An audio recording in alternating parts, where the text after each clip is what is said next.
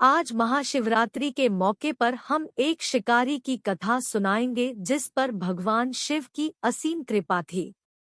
किसी जंगल में गुरुद्रा नाम का एक शिकारी रहता था जो जंगली जानवरों का शिकार करता और उसी से अपने परिवार का भरण पोषण किया करता।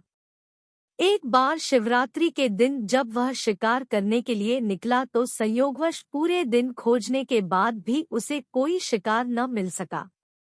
उसके बच्चे, पत्नी, माता पिता को भूखा रहना पड़ेगा, इस बात से वह चिंतित हो गया और सूर्यास्त होने पर वह एक जलाशय के पास गया और वहां घाट के किनारे एक पेड़ पर थोड़ा सा पीने के लिए जल लेकर चढ़ गया, क्योंकि उसे पूरी उम्मीद थी कि कोई ना कोई जानवर अपनी प्यास बुझाने के लिए वहां जरूर आएगा। वह पेड़ एक बेलपत्र का पेड़ था और उसी पेड़ के नीचे एक शिवलिंग भी था जो सूखे बेलपत्रों से ढके होने के कारण दिखाई नहीं दे रहा था।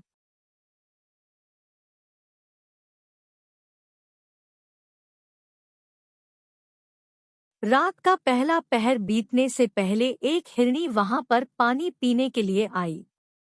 उसे देखते ही शिकारी ने अपने धनुष पर बाण साधा। ऐसा करने में उसके हाथ के धक्के से कुछ पत्ते एवं जल की कुछ बूंदें नीचे बने शिवलिंग पर जा गिरी और अनजाने में ही सही, शिकारी की पहले पहर की पूजा हो गई।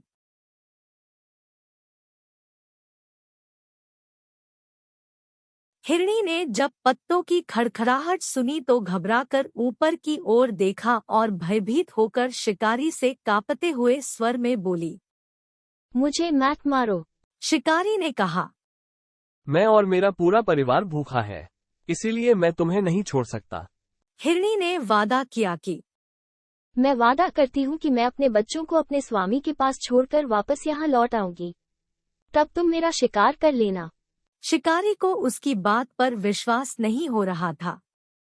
उसने फिर शिकारी को यह कहते हुए अपनी बात पर भरोसा करवाया कि जैसे सत्य पर ही धरती टिकी है, समुद्र हमेशा मर्यादा में रहता है और झरनों से जलधाराएं गिरा करती है, वैसे ही मैं भी सत्य बोल रही हूँ। क्रूर होने के बावजूद भी शिकारी को उस पर दया आ गई और शिकारी ने कहा, लौटना। ऐसा कहकर उसने हिरनी को जाने दिया। थोड़ी देर बाद ही एक और हिरनी वहां पानी पीने आई। शिकारी सावधान हो गया, तीर साधने लगा और ऐसा करते हुए उसके हाथ के धक्के से फिर से पहले की तरह ही थोड़ा सा जल और कुछ बेलपत्र नीचे शिवलिंग पर जा गिरे और अनायास ही शिकारी की दूसरे पहर की पूजा भी हो गई। इस हिरनी ने भी भयभीत होकर शिकारी से जीवनदान की याचना की, लेकिन इस बार शिकारी ने इसे अस्वीकार कर दिया। हिरनी ने उसे आश्वासन दिया कि वह लौट कर आएगी।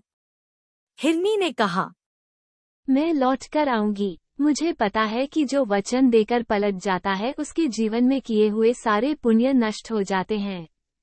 उस शिकारी ने पहले की तरह इस हिरनी के वचन का भरोसा कर कर उसको जाने दिया। अब वह शिकारी इसी चिंता से व्याकुल हो रहा था कि उनमें से शायद कोई हिरनी भी अगर लौटकर नहीं आई तो उसके परिवार का क्या होगा। इतने में ही उसने जल की ओर आते हुए एक हिरण को देखा। उसे देखकर शिकारी बड़ा प्रसन्न हुआ और उसे धनुष पर बाण चढ़ाने से उसके तीसरे पहर की पूजा भी अपने आप ही संपन्न हो गई। लेकिन पत्तों के गिरने की आवाज से वह हिरण सावधान हो गया।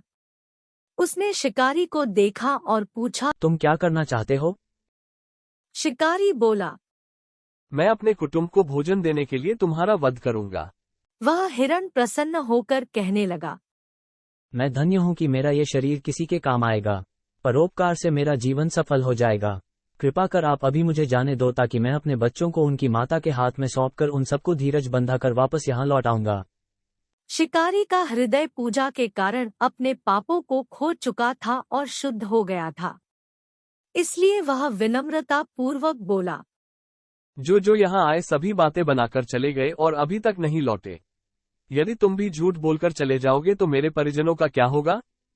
अब हिरण ने भरोसा दिलाते हुए कहा कि अगर मैं लौटकर नहीं आया तो मुझे वो पाप लगे जो उन लोगों को लगता है जो सामर्थ्य रहते हुए भी दूसरों का उपकार नहीं करते।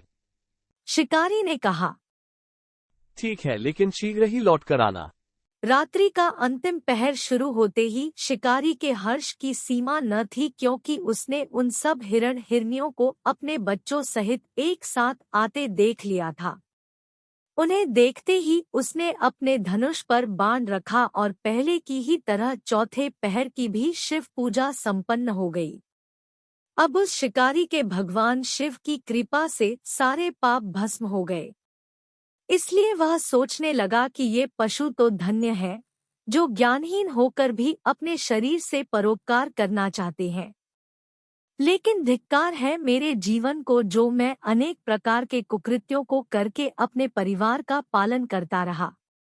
अब वह अपना बाण रोक लेता है और सभी मृगों से कहता है, आप सब धन्य हैं और आप सभी वापस चले जाएं। उसके ऐसा करने पर भगवान शंकर प्रसन्न हो जाते हैं और तत्काल ही उसे दिव्य स्वरूप का दर्शन करवाते हैं और उसे सुख समृद्धि का वरदान देकर गुह नाम प्रदान करते हैं। ऐसे भगवान शिव और उन शिव की महिमा को हम सब सदैव प्रणाम करते हैं। आप सभी को महाशिवरात्रि की हार्दिक शुभकामनाएं। हर हर महादेव।